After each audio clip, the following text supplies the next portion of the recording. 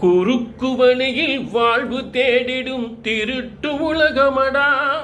வாழ்வில் எந்த நேரத்திலும் சண்டை ஓயாத முரட்டு உலகமடா. தம்பி திருந்து நடந்து கொள்ளடா, விவரம் தெரிந்து நடந்து கொள்ளடா. ஆ ஆ ஆ மாண்புமிகு தமிழக முதல்வருக்கு இந்த பாடல். எத்தனையோ விதமான எதிர்ப்புகள், அதான் அந்த முரட்டு உலகம், திருட்டு உலகம், முரட்டு உலகம் என்று பாடல்.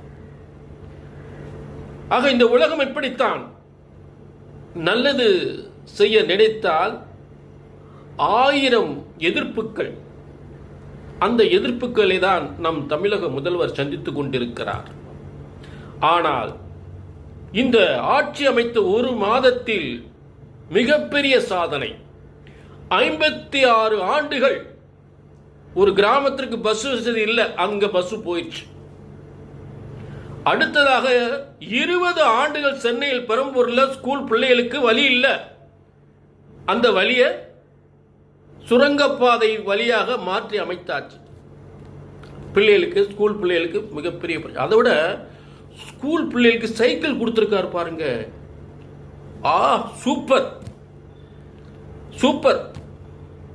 இன்னைக்கு மாடர்ன் சைக்கிள, வசதியான விட்டு பிள்ளைய ஓட்டுற சைக்கிளை ஸ்கூல் பிள்ளைகள் கொடுத்திருக்காங்க.